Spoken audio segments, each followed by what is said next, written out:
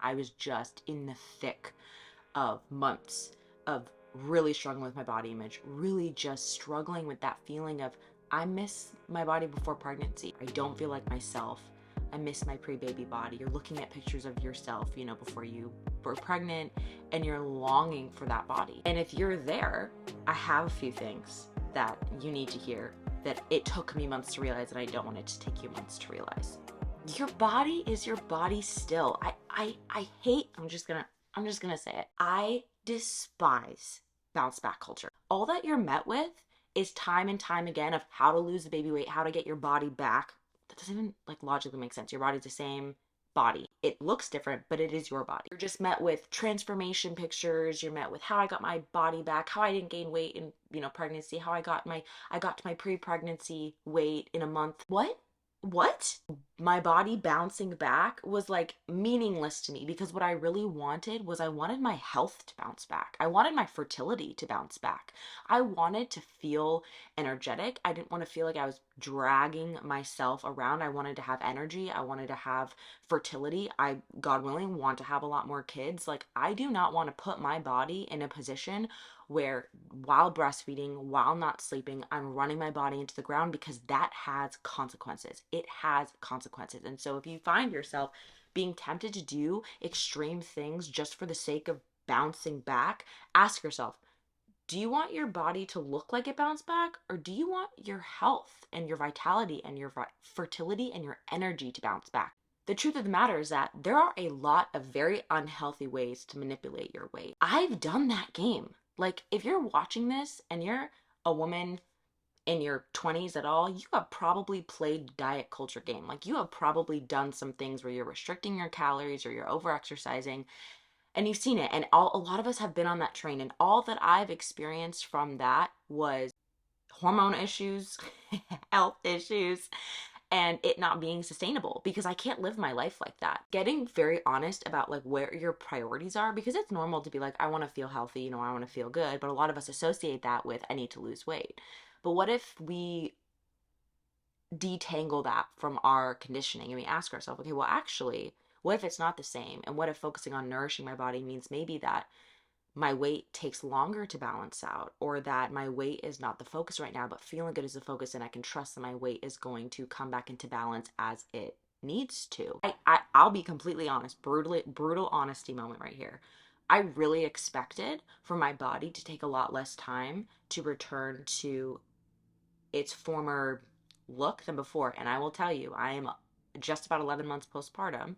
And just because I'm wearing some of the same clothes as I had before pregnancy, that does not mean that my body looks the same. That's not a bad thing.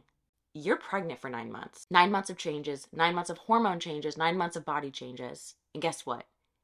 Postpartum is like you're pregnant again, except instead of sustaining that baby inside of you, you're sustaining that baby outside of you. But you've got hormone every 3 months, you've got hormone changes, your body is still changing, your body is still adjusting, and you're still sustaining that life. And so having this expectation that you're pregnant, and then the second you're not pregnant, it's meh, oh my God, it looks like you didn't even have kids, right? Which in our society is the highest compliment. It looks like you didn't even have kids.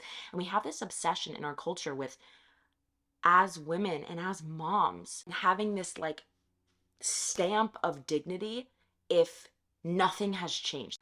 As if motherhood isn't this massive transition. I mean, if you think about puberty, I would never talk to a young girl who's going through puberty and be like, wow, it's so great that your body hasn't changed. It has. And it makes sense. You're going through this marking of a transition, and instead of viewing it in this negative light, what would happen if we mimicked other cultures around the world, where we welcomed women into this new phase of life? They're a mom now, and their bodies are forever changed. That's not to say that you won't lose weight. You know what I'm saying? Your body will continue to fluctuate as it always has, but accepting in your bones, I'm a mother now. Do I want this trophy of vanity, you know what I'm saying, where I want my body to look a certain way and that's the value it brings to the world?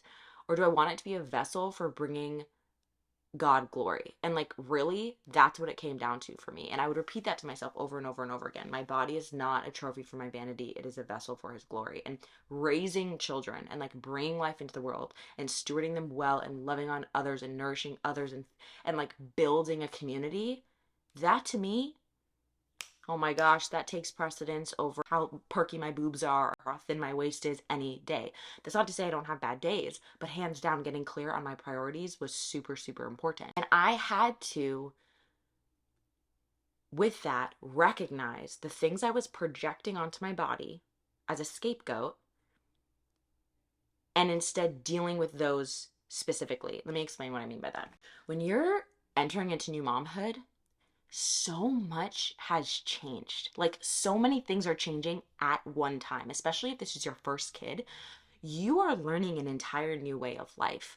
And what can happen, at least what happened for me was, I'll paint the picture.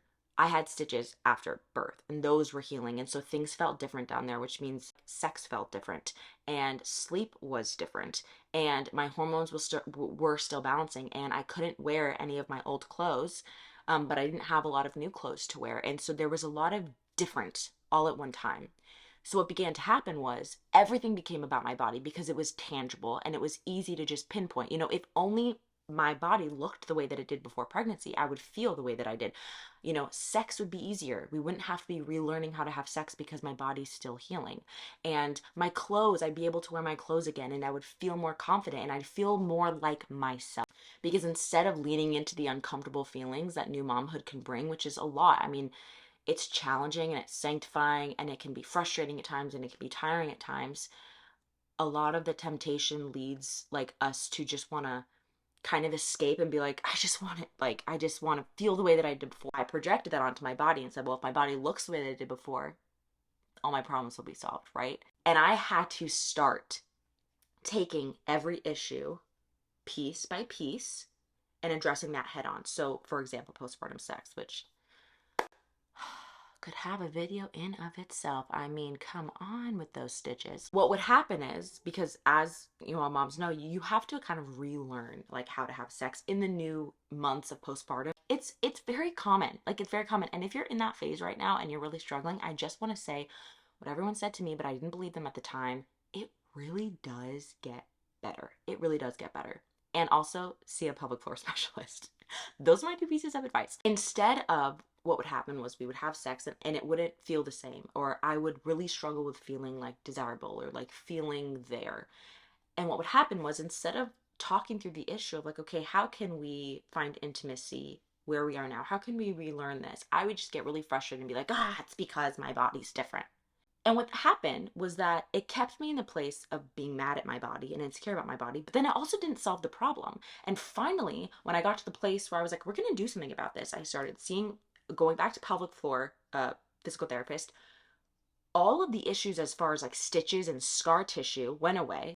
Sex began to feel really good again. That could no longer be something I projected onto my body. So my encouragement to you is just to check in and be like, okay, is this actually about how my stomach looks? Or is this because I'm tired? Or is this because I need to problem solve my pelvic floor issue? Or do I need some fresh air? Or, you know what I mean? Do I need to take a shower? The truth of the matter is that a lot of those things I at least was projecting or I was struggling with, I could actually do something about now, and none of it required me drastically altering my body. One thing I'm going to say, please, mom, don't do what I did and wait and drag your feet to getting clothes that fit you now. Get clothes that fit you now. And I get it, because if you're like me, you're frugal. You're like, I don't want to spend money on a whole new wardrobe. Don't. Go thrifting. Go thrifting, find pieces that you like. Don't just get something that you're like, whatever, I'll just get it. Really showing yourself that you're worth it, A. B, also, because when you're wearing clothes that don't fit, or when every day when you go up to get dressed, this would happen every Sunday when we go to church, because full disclosure, it's like the only day that I put on makeup and wear clothes. I just felt so like, I can't wear anything. The problem was that I wanted to sit in the hard, and I didn't want to take the steps necessary to feeling better. Really focusing on feeling good, not just feeling pretty, because I do think that there's a difference. That was when I started to feel a lot better. And I'll tell you what, like, my body did not drastically change in those few weeks that I started implementing those things. And then the third thing I'm going to say, and this is the most important thing, I really had to tame my tongue. Reject with fire the narrative that society has about motherhood, particularly when it comes to motherhood in bodies. We have this culture of like wine time mommyhood where it's like funny to joke about how our kids like ruined our bodies. My boobs are ruined, my body's ruined. Oh yeah, like my baby's just like jacked, like they ruined me. And it's almost like funny and relatable, and you see it in comedy skits and you see it around the internet, and I mean you see it on TikTok, you see it everywhere. Truly reject that, because what you are saying and what you are meditating on, that is going to become the reality of how you view your body. Breastfeeding didn't ruin my boobs. As a matter of fact, this is like the first time that they're finally, I've been waiting for this. Here I am. Like they're like, I'm doing my job. Your perspective is everything here. Paul talks about in 2 Corinthians taking every thought captive and submitting it to Christ. I asked myself, like, okay, but what does God say about my body? Like, what does God say about the design of my body and the function of my body and what my body's for? Like, am I here to just like be this pretty thing for people to look at? No. How was I speaking about my body? I would find myself saying, like, joking about my body in really deprecating ways, ruminating on the negativity that I had about my body, and allowing that not just to be my brain, but I was literally speaking it aloud. And I had to ask myself, which I encourage you to ask yourself when you're talking about your body, would I want my daughter to hear me saying this about my body? And worse, would I ever want her to say what I just said about her own body? Ooh. If the answer is no, I would not let it pass my lips. Here is the brutal, honest truth. A lot of us have interesting relationships with our body and food, right? Maybe you don't now, but you did when you were a teenager. But a lot of that was shaped by the way that we watched our mom interact with her body.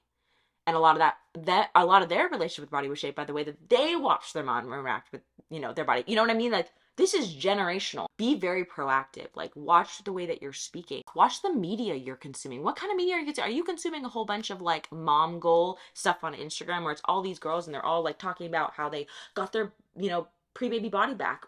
Is that what you're watching? Because if that's what you're consuming, that's what you're going to be outputting. You know what I mean? That's the kind of attitude. That's how you're going to view your body. That's going to cause a lot of stress in your life. And so I did not follow anybody like that. Not to mention, I would look at my daughter and I would look at all that my body accomplished in making her and feeding her and nourishing her and taking care of her. And that was what I chose to meditate on. I did not want to meditate on all the ways I perceived my body failed me, which again, I think is a matter of perspective. I wanted to meditate on all that my body has done. But maybe you're thinking like, well, yes, yeah, but it's not just my weight. Like, I don't feel good.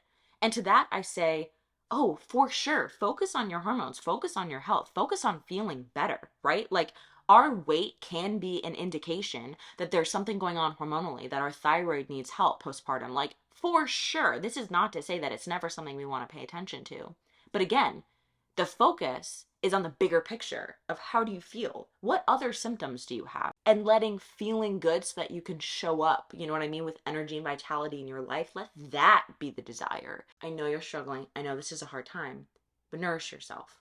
Like, in your heart, in your soul, in your mind, in your spirit, in your body. Nourish yourself. You are loved and you are so not alone.